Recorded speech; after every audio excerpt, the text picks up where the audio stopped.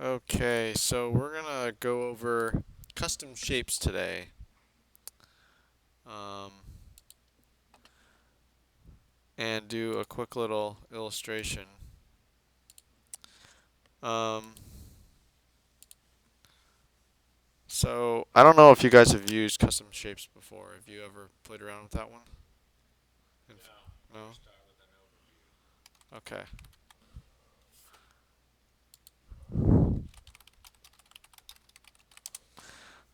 There's a few of these of the top artists in the industry a number of years ago started messing around with using custom shapes in Photoshop to quickly generate abstract textures and cool things you can do with it. Because what it is in Photoshop, normally you're painting with pixels.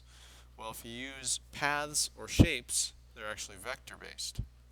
So you'll get nicely calculated curves, things like that. One of the strengths is that it is easily deformable. So if you have a custom shape, um, you can warp it. Um, you can do a lot of different things to it. Let's see. Oh, you can do a lot of different things to it, and it'll retain its information because it's actually vector based, vertex based rather than pixels. So you can't do something like if this is your base image and it's pixels and you scale it out here, you're going to get a lot of fuzzy edges. You're going to see the pixels. So when you use this as a shape, um, and it's vector based, you can squash and stretch it, you can warp it, you can make it round, you can do a lot of crazy things to it, and it will retain its shape. Talking about like creating a Now, texture swash and wrapping it. basically, but the texture is all vertex based, so it's one color only.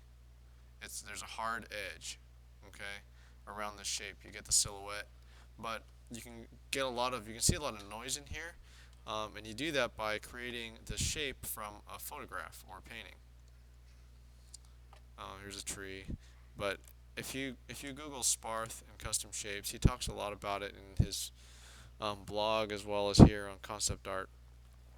But these are a lot of shapes that you make in Photoshop, manipulate, and then use those as masks to paint on or to start from. Um, so that's what we're going to go over right now.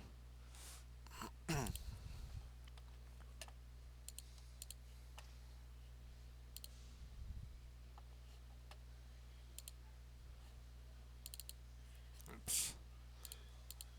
So first,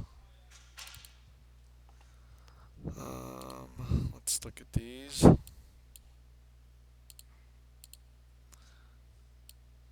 First, I'm going to show you custom shapes for. Oh, great. I don't know why this computer doesn't show this.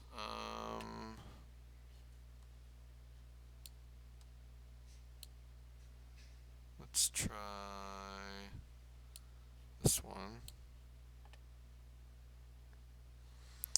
Okay. So here we have a texture, and in order to make a custom shape, we first need a selection. So what I'm going to do is actually keep that one there, but I'm going to desaturate this guy, and then I'm going to do some curves on top of it just to help me see a better shape and what I want to get rid of and Custom keep. shape can be, it has to be monochromatic, but it can be grayscale or hard. No, it has to be monochromatic, and what it's going to do is actually calculate um, a uh, two color selection. Um, so, like, if I'm going to show you real quick just a selection tool.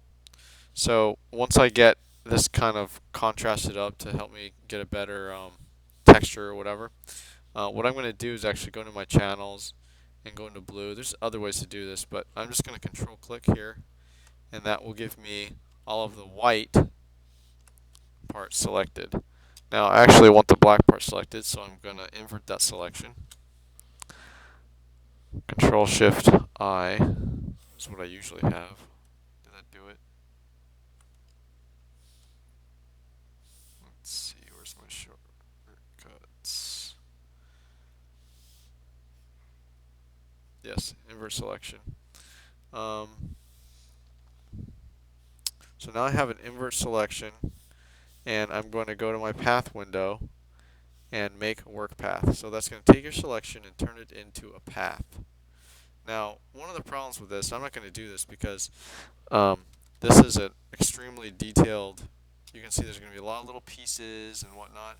Sometimes, if you turn this into a path right now, you're going to get a million little vertexes, and that's going to slow you down your computer like a lot. So, something else that's good to do before you do that is to simplify this image even further. So, I'm just going to flatten this down, and then run it through a cutout filter, which can be really good. By the way, this is CS4, I believe. To find the cutout filter in newer versions, you have to go up to the filter gallery. They decided that it wasn't useful enough to put in the main window.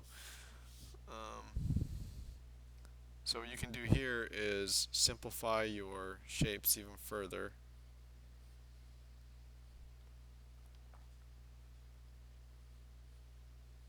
If you choose.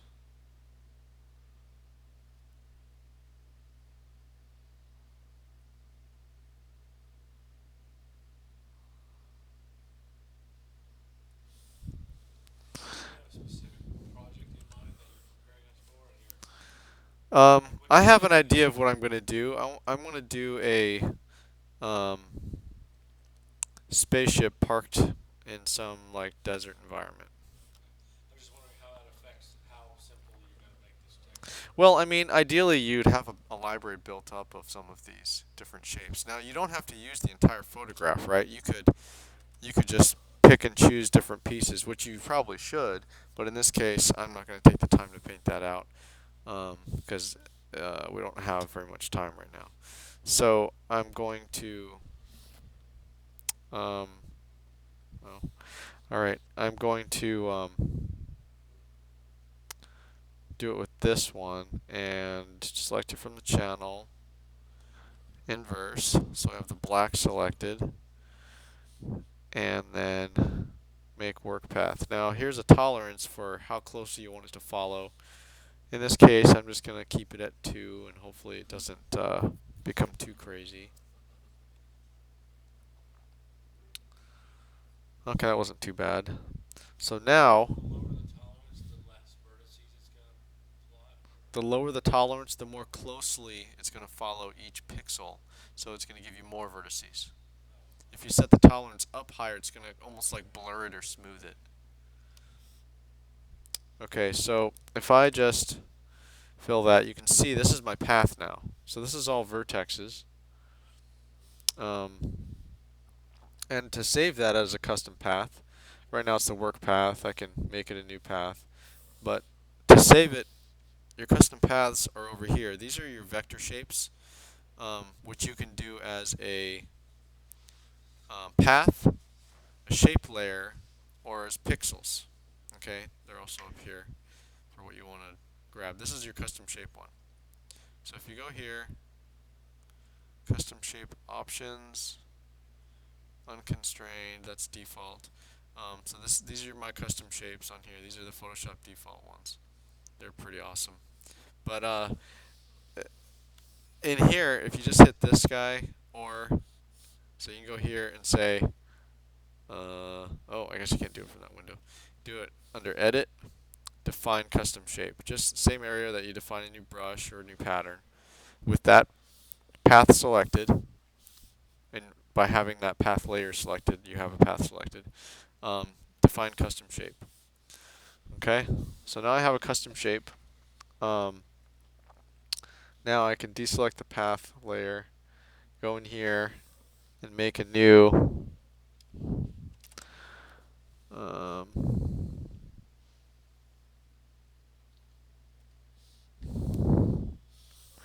Make a new document. So now I have a new custom shape in here, which is going to be saved as soon as you exit Photoshop. So if Photoshop crashes, you're going to lose this um, before you exit. So if you exit, it'll save this. It'll always be here every time you open Photoshop after that.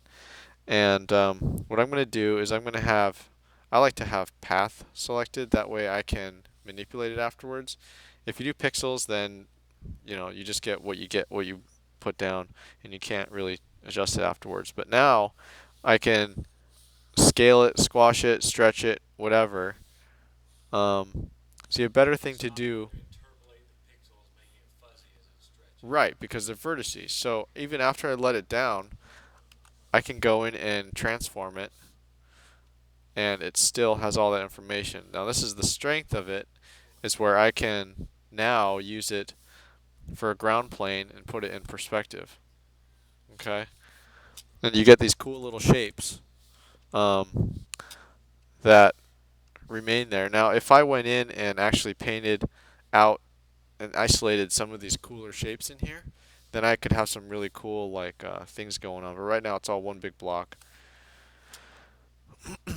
I really should get around to doing some of that to get some cool shapes out of this one. But I can also right click um, on here, and I'll get like I can go into warp and warp it. Now it's going to be slow with this many vertices, so you don't want to do it too much unless you have a really nice computer. Apparently this computer's horrible. But once you hit enter, all that memory is freed up then, right? Yeah, this is just during this operation. Okay. So then I'll hit enter, and I can transform it again. Yeah, I noticed You when can you do all hit sorts of weird warp stuff. on pixelated objects, it gets fuzzier and fuzzier. Yeah, and that's because it's just interpolating the edges every time. So you get fuzzy and fuzzier edges. So the reason I use that as a path is just so I can mess with it. But once I've got it how I want, um, I'll go ahead. Well, in order to save that path for later, you need to make it not your work path. I'll control click on path, which it'll think for a second and then give me that whole thing. And then I can do anything with this selection. I can make a new layer and make it just put an alpha mask on there, and then paint into it. Let me fix this real quick. I recently made a change to my mapping for buttons.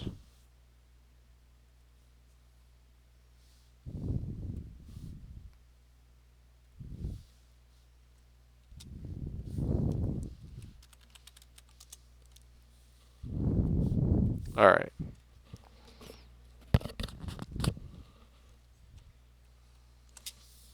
So now that it's layer masked over this layer, I can just simply paint. Um, and that's what I get. There's a pressure sensitive reveal. Well, this is because I'm using a brush and I'm painting underneath. If I had that mask, you can see what I painted. You can just fill it and, have it all filled and then paint into that too. Um, but I like to put the layer mask on because what I can do now is actually paint into the layer mask. Where I want different areas to be filled. Um, And you're editing the mask at this point. right.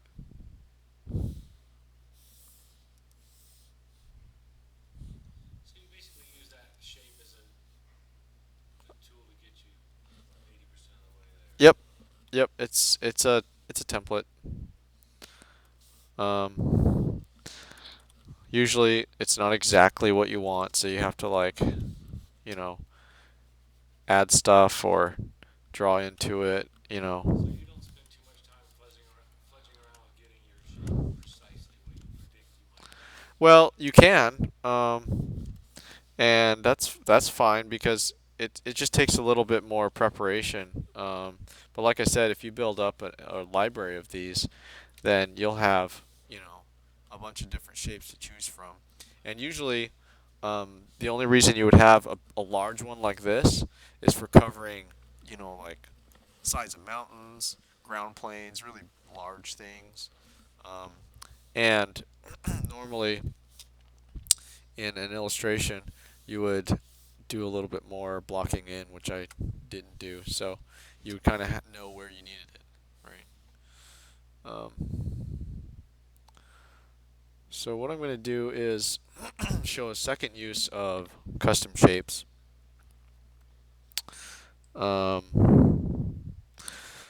Well,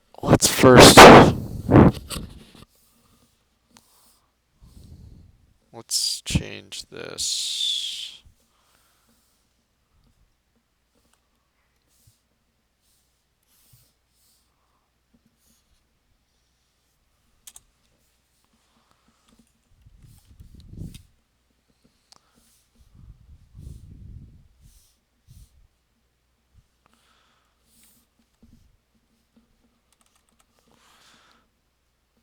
So I'm just gonna do a quick little composition work here.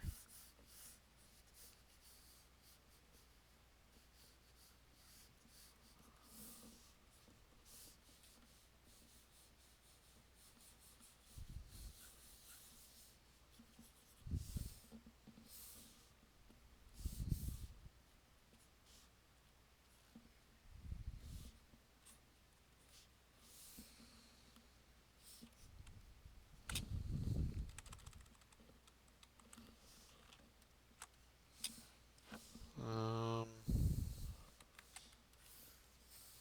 I wish they put Photoshop like CS5 on here. What is it, CS4? I don't know.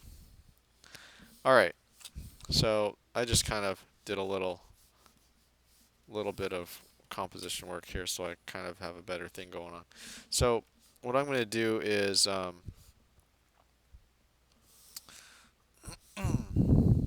readdress this guy. No, I'm spoiled by the new zoom tool.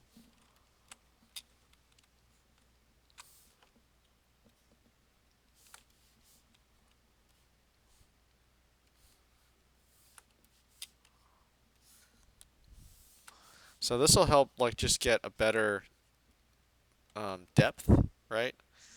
Because you can see it in the texture. You can see it gets really tight back here, and then it spreads out closer to you. So it just helps with the depth. Um,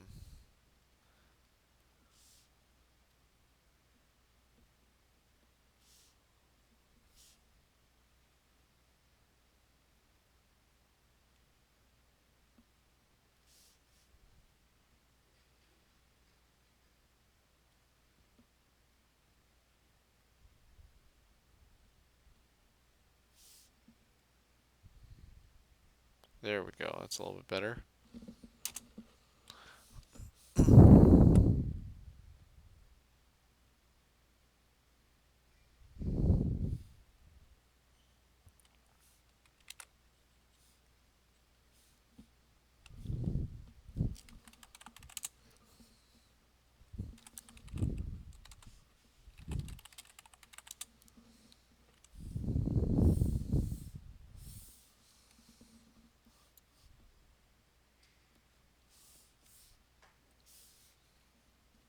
So I'm just gonna block in some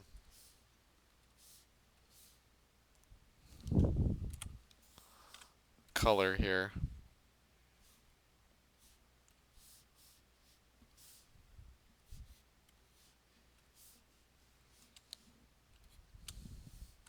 Oops.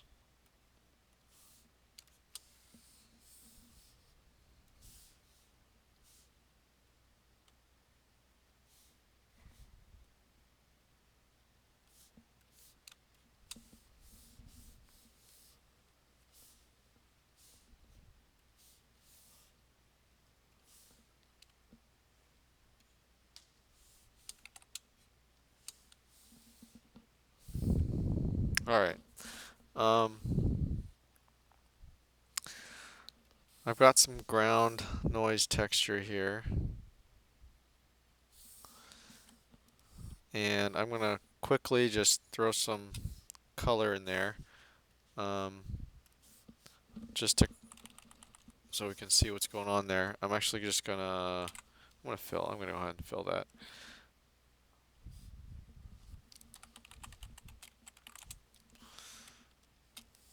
Um,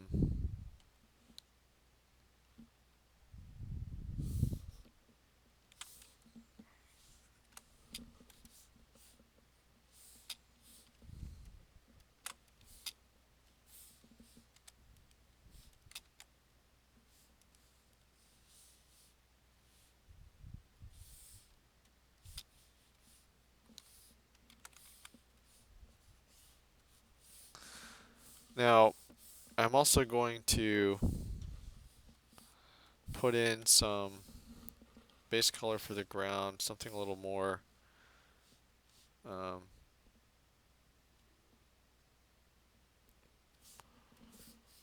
something that meshes a little bit more with it. Help break up some of these spaces.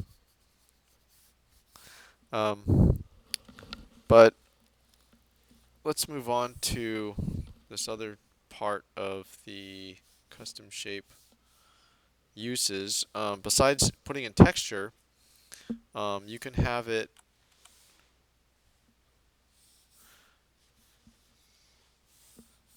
make pieces for you. So like if you're doing like a, I don't know, anything sci-fi, anything with repeatable shapes in it, machinery, things like that, you can actually go into Illustrator. Oh, I don't know if that's installed on here. Let's see. Oops.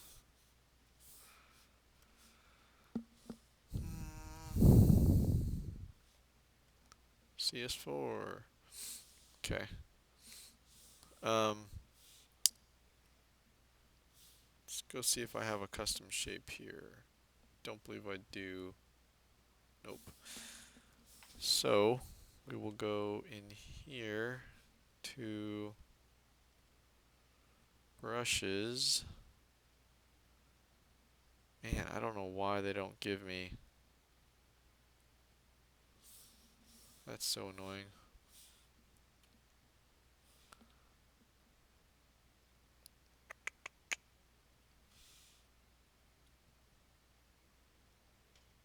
Going to bridge. Last resort. I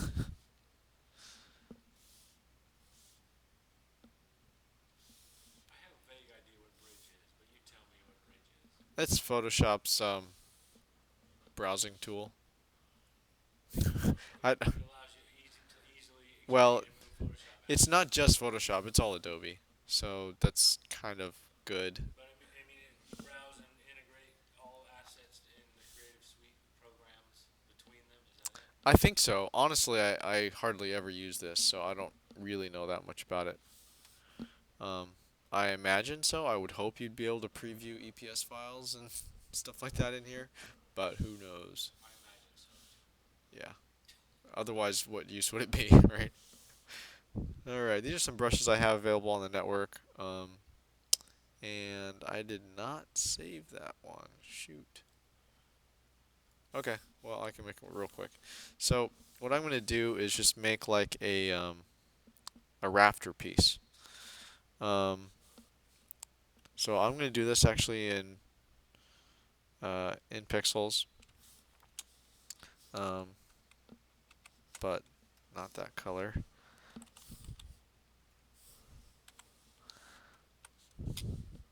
All right. So I want this to be a piece that I can throw around, but needs to be a little needs to have a little character still, but not too unique, because if it's too unique, then it'll stick out like a sore thumb. Um, so I'm just going to quickly throw down some of this, and I'm going to stay away from doing pieces that I need perfectly straight and thin, like the little crossbars, because when you change them into a path, it interpolates straight lines horribly. So you get wavy lines instead of straight lines. So that's what I'm going to use Illustrator for, is putting those back in. Um, oh, that's what I said I was going to stop doing. Um, let's see here. So I want just like some different kind of techie pieces on here. What's Um, the end goal here? the end goal here is to get a shape that that I can manipulate around. On the Like, previous piece that you're working on? yes. So Try it's building that spaceship thingy? I'm not going to fill it in with these. I'm going to use it in the scene though. Um, so I need it to have like little doohickeys and look like there's wires and stuff on here. Um, this one, actually, I'm not going to hang wires on it because I might put it vertical. I might put it horizontal. Um, but it needs to look like it's just a piece of industrial equipment in this scene. Um, another technique you can use that Sparth also turned me on to is using the smudge tool at 100% strength.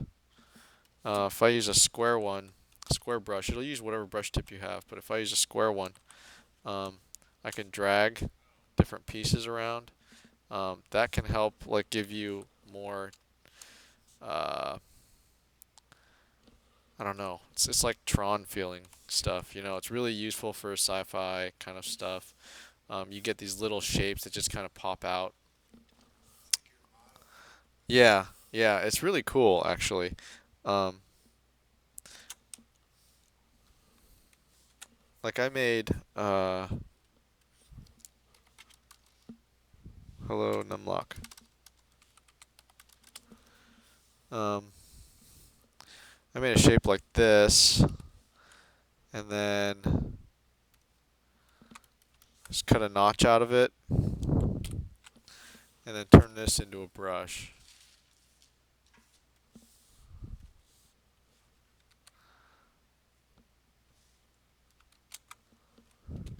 Um, and then I can use this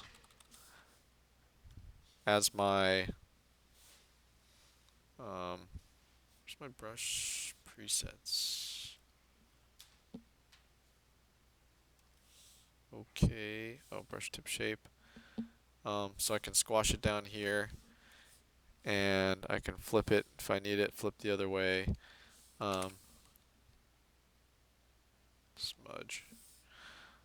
Squash it down, flip it. What do I have? Yeah.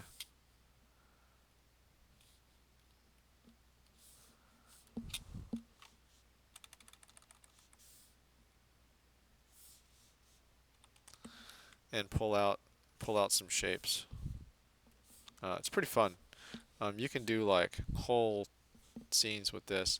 Now, in newer versions of Photoshop, you can't go diagonal very well because of however they did it. But in in the older versions, you can just, you can do anything with it. When it's set at 100%, it will take everything that's within this window. You mean the smudge? Yeah, it'll take everything within this window and move it with you wherever you want,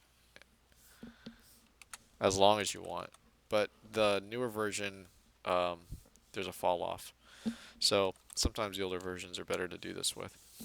Alright, so let's stop messing around with that so we have time. I'm going to take this and turn this into a shape. This time yeah, let's see what it does. And you can see what it does to the straight lines here. So it keeps the ones that are perfectly horizontal or perpendicular to that, but anytime it goes at an angle, you'll get like you'll get some curves and stuff. So it's not good for that. But what I'm going to do is just grab this, copy it, go over to Illustrator,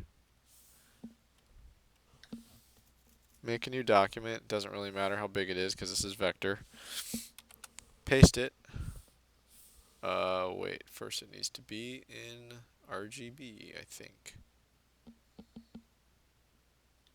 Where is color mode? And we have a layer. Let's pull that out. Paste as a compound shape. This is Illustrator.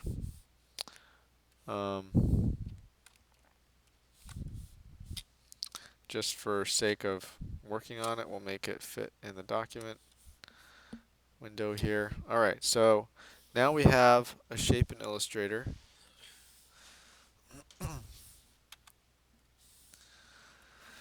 And I'm going to add to it.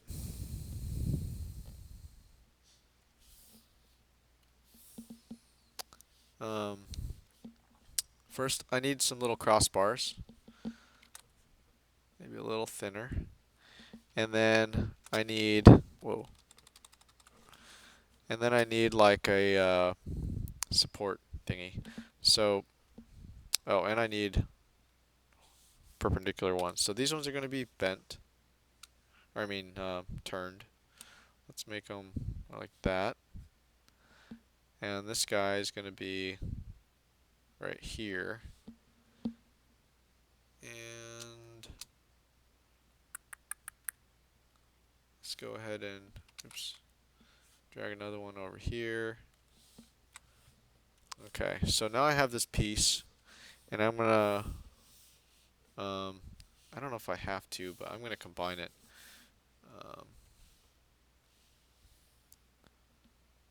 Sorry for all this extra Illustrator stuff. I have it on a separate layer, so I'm going to bring it over here and just plop it down. Maybe we can just do that to it. Then I'm going to duplicate it out. This is just Control D after I've duplicated it once. Let's stop that. It does the same distance. So if I copy this and then do that and then do Control D, it's gonna throw another one up there. Alright, so now I have all these pieces, and I'm just going to select the whole thing, copy. This is the beauty between Photoshop and Illustrator. And then, yep. Let's just keep that one just in case. And then paste as a path. Ta-da! Now I have a path. Except it is it gonna work? Oh, it did work. That's great.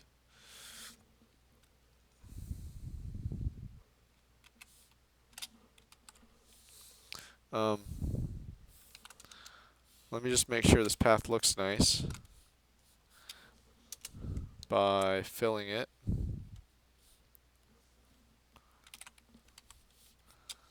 That looks pretty good.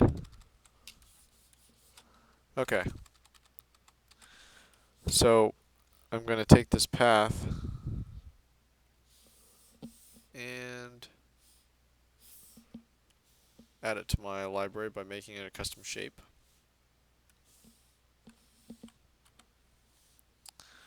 Then I'm going to go over here.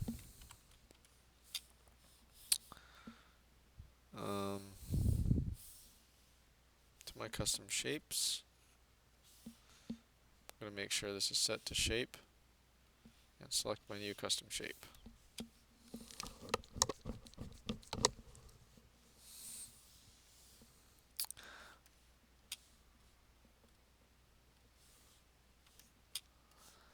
Now, what I want to do with these pieces is actually, I always drag this out of work path, by the way, because if you draw another path, it gets confusing, and sometimes you lose paths. So I always make a new path layer. what I'm going to do is actually make some, oops, is actually make some of these in perspective. So I'm going to do something like this. Be skewed a little bit.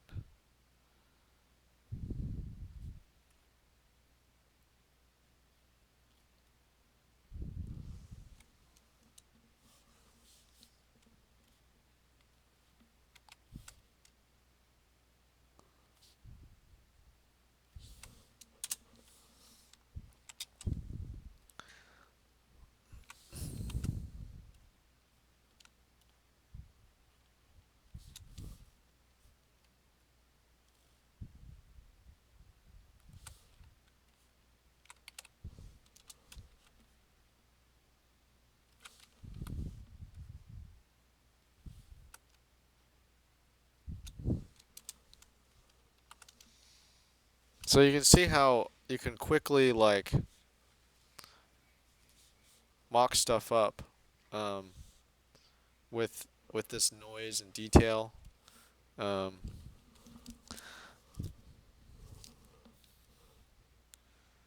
and I think what I'm going to do is, let's see here.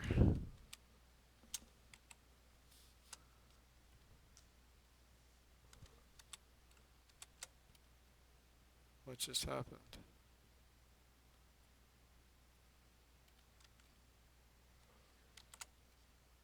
Okay.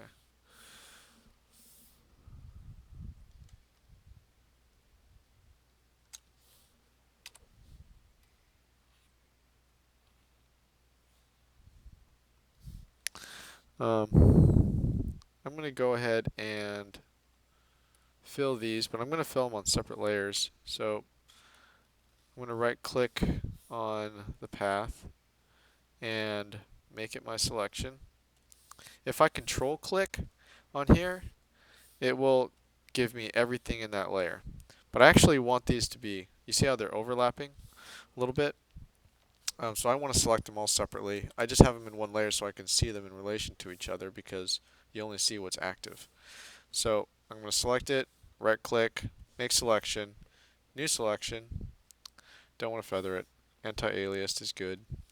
We'll make a new layer and fill it with something so I can see it. Then I go back and do the same thing for each layer. Make selection. I want this to be a new selection. You can do all these other things with it if you choose. And on another layer, fill it with something a little darker.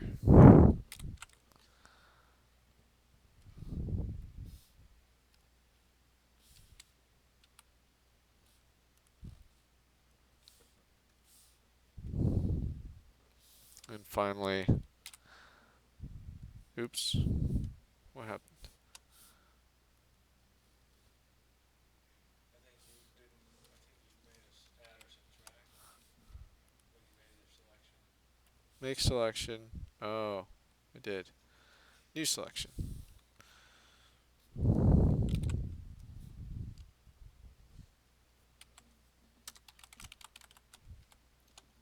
Oops.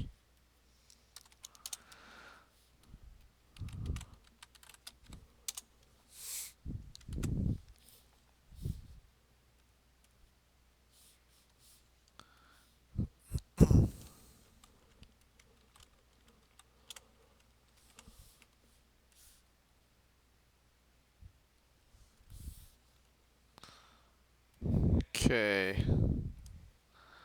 Now, just so I can see what I'm doing, I'm going to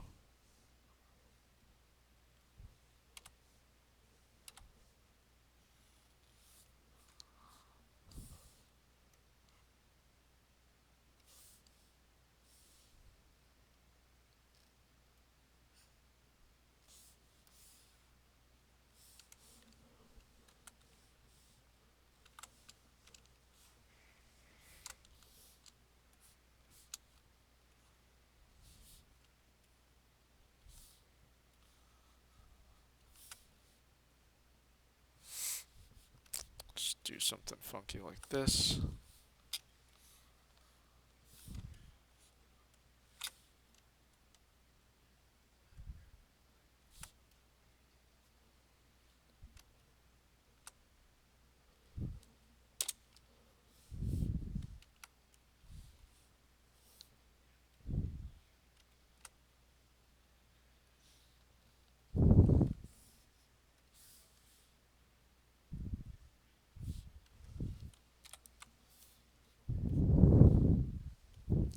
You made that a path as well.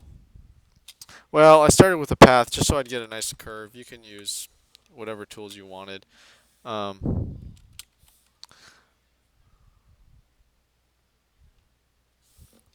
but basically, I just wanted to get this silhouette going. Um, but what I'm going to do is, I think I might paint some stuff in first, and then go back in with my smudge tool, you know, to add some little techie parts and things like that. Um,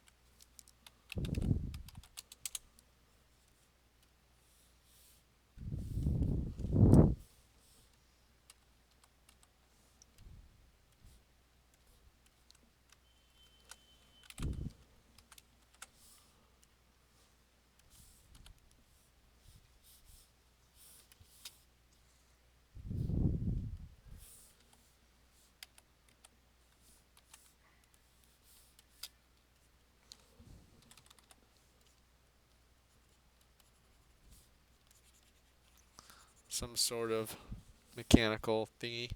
Um, I didn't have time to go make some cool engine things, but if you look at Sparth, he's got some really cool stuff um, that he uses for specifically for little engine ends and little turbines and stuff.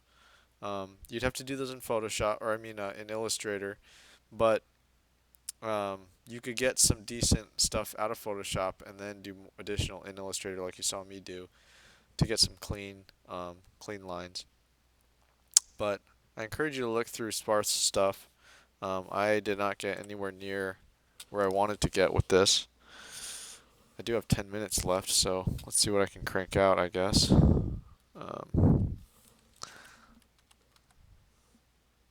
need some mountains.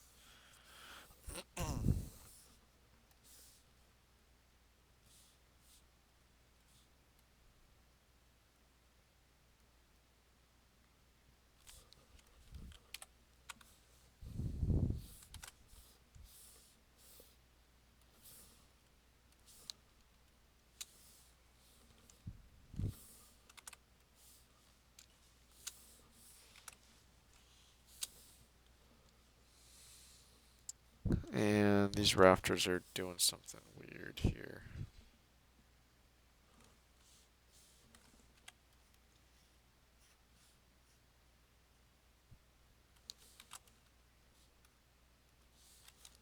That's a little better.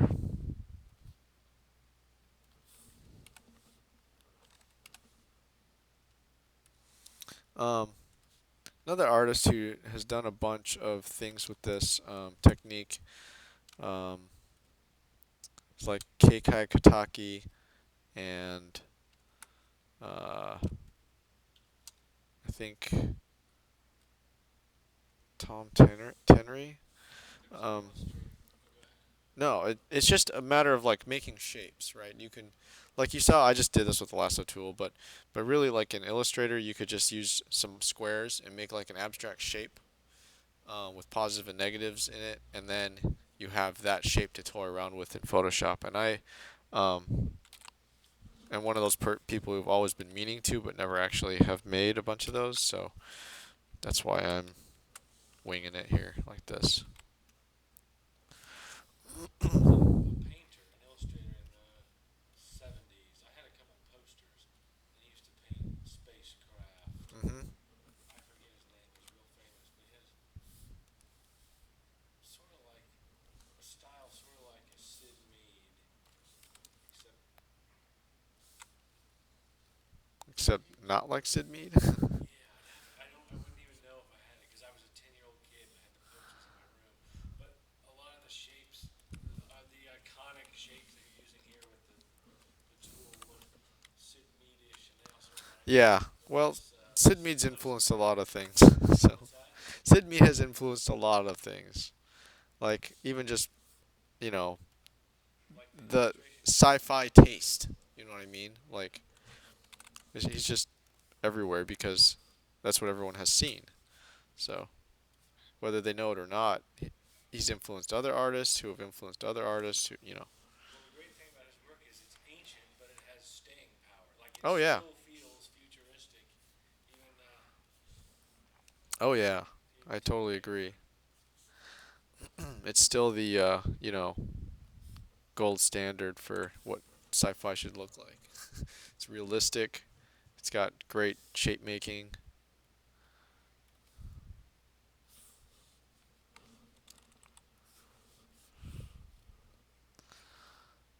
Yeah, realistic yet incomplete. Like the shape that you're Abstract. laying down here grab the essence of a lot of complexity without really. It's like sci-fi impressionism, right? Yeah, yeah, that's a good one. I love that stuff. It's It's so implied complexity. It feels complex when you really look at it. It's not. right. And you're like, I thought I saw a lot of detail, but there's not really, you know.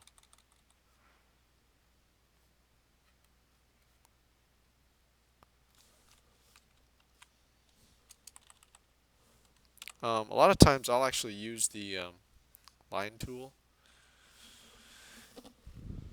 when I'm painting, especially if I, you know, am doing industrial things. I'll just crank up the size and away I I was go. gonna say, you could get a lot of similar complexity to what you're doing with the shape tool. With can't you just plot these lines right, and then just use filters to erode and decay certain parts of them or brushes? Yeah, you can. This is more of a technique of building a library and using those to quickly compose. Yeah, quickly do your compositions and get more of that done faster. But I mean, there's lots of different ways to do it. You know. Well, it's interesting how you made a photo swatch on a stone wall into this desert landscape. Pretty nice. Yeah, you know, it's all texture, right? So if it does what you need to, then it's all fair game.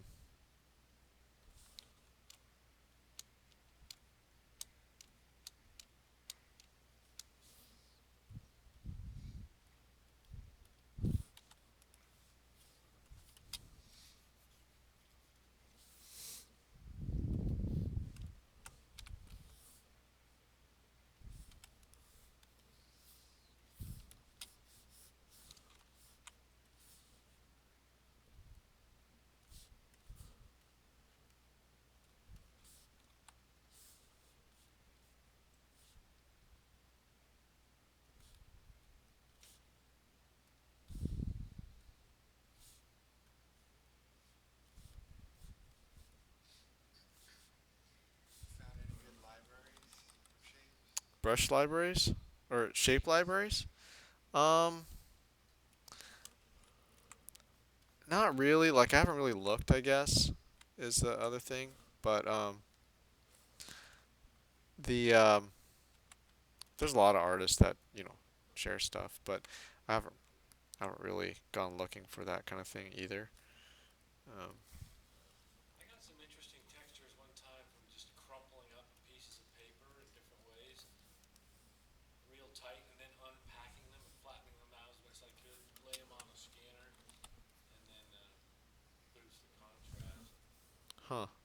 It's also got a lot of interesting, depending upon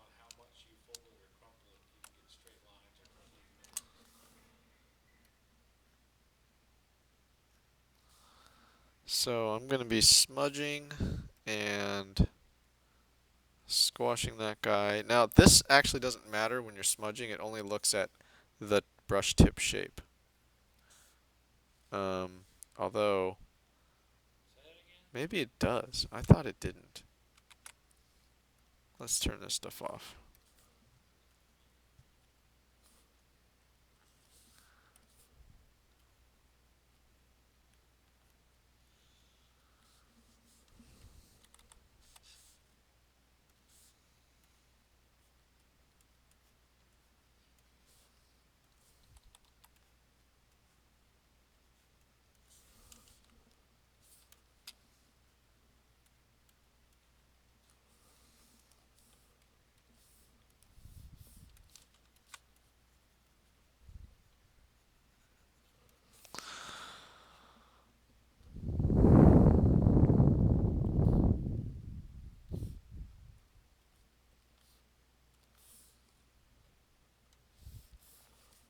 Let's try something. Something crazy.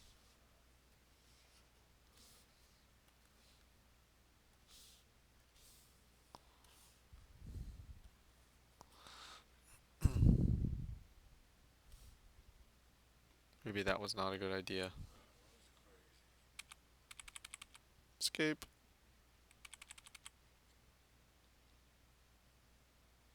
That was not a good idea. I don't know what. You're gonna try to wrap that egg shape. Yeah, maybe it's see, it wasn't this slow to start with. Maybe it's because of all the stuff in the scene. Oh boy.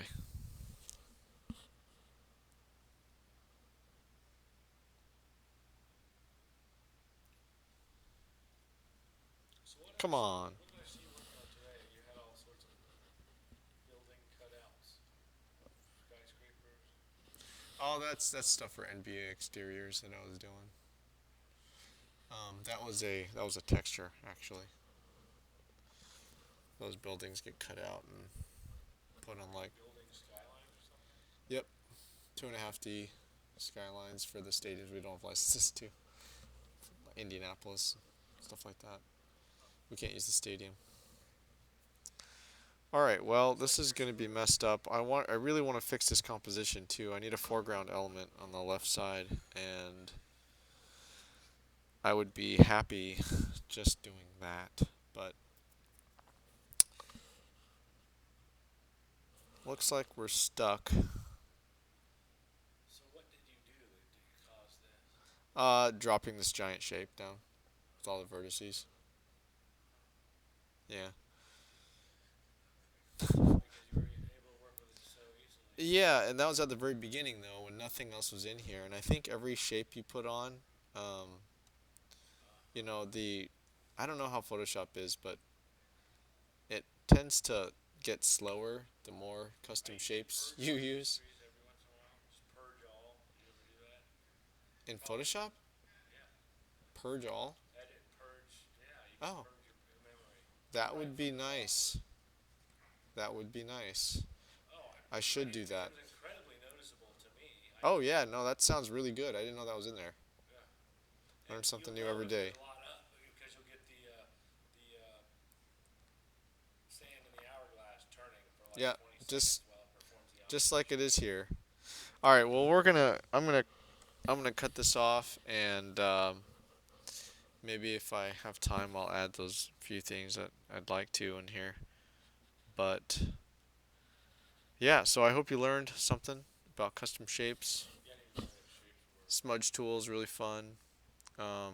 Yeah, custom shapes is definitely useful, but it takes some time. You'll want to cut out different pieces so you don't have one as large as this every time you want to put something down. Um, Well, you said at the beginning you could have easily just taken a little section. yeah, yeah, I could have, and that's what I. And I assume you would, unless you were doing something like the entire desert floor like you started with, right? Yeah, yep. Well, even then, you could just take pieces and just do multiples across the floor wherever you wanted. Well, what were So, you going to do? You're going to take this and you were going to warp it and wrap it around I was just gonna use it for some noise on the hull, like a battered kind of dings and stuff like that in there. But yeah, it's definitely an intensive operation when you try to warp something around, especially a custom shape as detailed as this. So, all right, there we go. I'll try to post another. I don't know if I'll post the video, but I'll post the final image if I do some more work on it. This video is getting posted, stopping on the crash. So we will see how that goes. All right, thanks everyone for coming. Appreciate appreciate the participation.